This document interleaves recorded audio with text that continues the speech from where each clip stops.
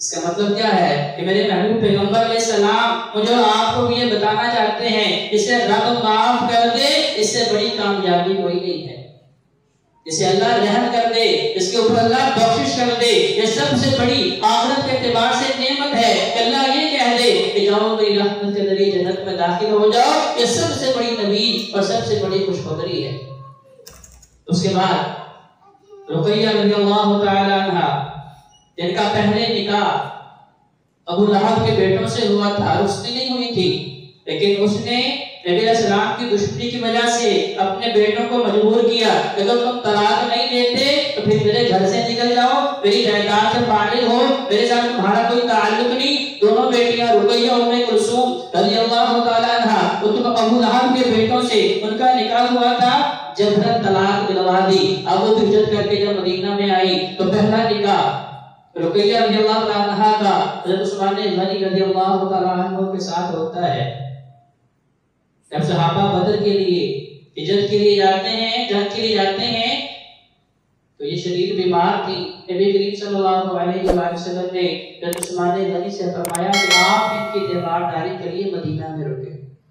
لوگ اعتراض کرتے ہیں کہ عثمان میدان جنگ سے بھاگنے والا تھا، لوگ اعتراض کرتے ہیں کہ عثمان جو ہے نبی کے ساتھ لڑنے کے لیے نہیں گیا۔ اور بھائیوں لڑنا ضروری نہیں، نبی کا فرمان ماننا ضروری ہے۔ جو باتیں ہم اپنے طور پہ مانتے ہیں کہ یہ چیز بڑی اہم ہے، میری کیا حیثیت ہے، میری سوچ کی کیا حیثیت ہے، میرے عقل و شعور کی کیا حیثیت ہے، میرے علم کی کیا حیثیت ہے، جہاں فرمان رسول آ جائے وہاں پھر یہ نہیں دیکھنا کہ کون سا جو ہے کام ضروری ہے، وہاں پہ فرمان رسول ماننا جو ہے بحیثیت مسلمان ہمارے اوپر فرض ہے اور ضروری ہے۔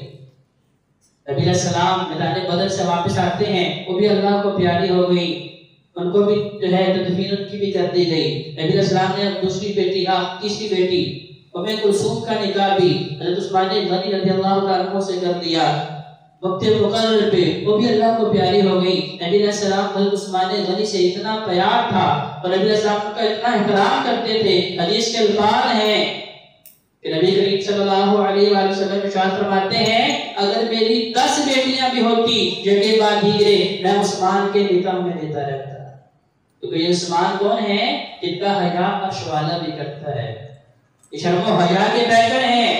اور ایمان کا جو سب سے بڑا حسن ہے، اسلام کا جو سب سے بڑا حسن شرم و حیا ہے، یہ اس کے پیکر ہیں۔ نبی کریم صلی اللہ علیہ وآلہ وسلم کی محبت عثمان غنی رضی اللہ عنہ سے کیسی ہے؟ فرماتے ہیں کہ اگر میری 10 بیٹیاں بھی ہوتی اور یکے بعد دیگرے عثمان غنی رضی اللہ عنہ کے نکاح میں دیتا رہتا۔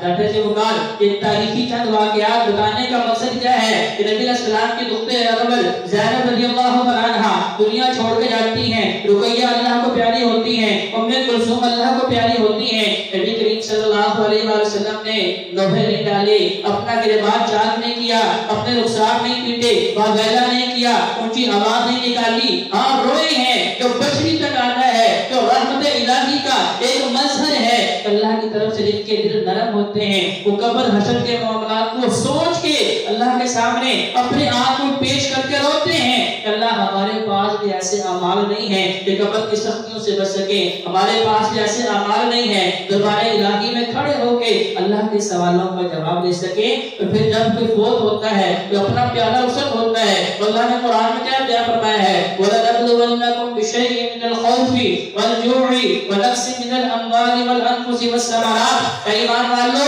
یہ اصول اور قاعدہ یاد رکھ لو، ہم نے تمہیں ضرور پر ضرور آزمانا ہے۔ اللہ کس سے آزمانا ہے؟ کبھی خوف سے، کبھی بھوک سے، کبھی اپنوں کو چھین کے، کہیں مال کے نقصان سے، کہیں جان کے نقصان سے، یہ ساری آزمائشیں اللہ نے لینی ہے۔ اللہ پھر ہوگا کیا؟ وَبَشِّرِ الصَّابِرِينَ، فرمایا کہ ساری کی ساری آزمائشوں میں جو صبر کریں گے، جو ضبط کریں گے، جو اپنے آپ پہ کنٹرول رکھیں گے، اپنی زبانوں پہ کنٹرول رکھیں گے، وَبَشِّرِ الصَّابِرِينَ، فرمایا صبر کرنے والوں کے لیے اللہ کی طرف سے بشارتیں ہیں۔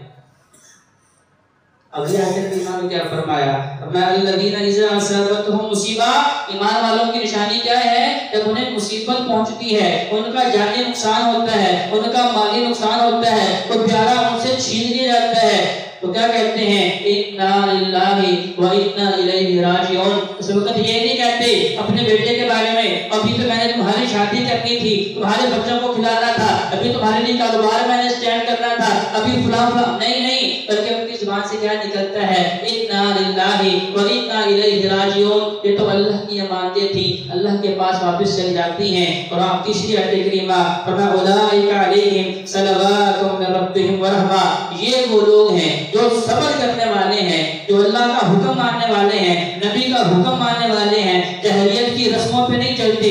जैसे हज़रत जी वकार आज हमारे यहाँ भी होता है, जब कोई अपना प्यारा छिन जाता है उस वक्त किसी की इस्लाह करे ना तो क्या कहते हैं, हज़रत साहब अपने नसीबे अपने पास रखो, तुम्हें नहीं पता मेरे ऊपर गम के पहाड़ टूटे हैं, मैं सब्र कैसे कर सकता हूँ। इसी तरह जब हमें खुशी मिलती है उस वक्त दुनिया के सारे असूल जो हैं, दीन के असूल हम भूल जाते हैं। उस वक्त क्या होता है, और खुशी में करने दे, बाद में तौबा कर लेंगे। भाइयों नहीं, खुशी मनाने का तरीका भी नबी करीम सल्लल्लाहु अलैहि वसल्लम ने सिखाया है, गमी का तरीका भी नबी करीम सल्लल्लाहु अलैहि वसल्लम ने सिखाया है। नबी अलैहिस्सलाम के चाचा हज़रत हमजा शहीद होते हैं, कितनी बेदर्दी से शहीद किया गया, उनका सीना चाक किया गया, उनके होंठ काटे गए, उनका नाक काटा गया, उनकी आंखें नोची गई, इतनी बेदर्दी से नबी करीम सल्लल्लाहु अलैहि वसल्लम को जब ये इत्तला दी गई, अकबर इस्लाम भी बड़े परेशान थे, लेकिन जुबान पे सिर्फ और सिर्फ यही था, इन्ना लिल्लाहि व इन्ना इलैहि राजिऊन, ये तो अल्लाह की अमानतें हैं, हम भी अल्लाह की अमानत हैं,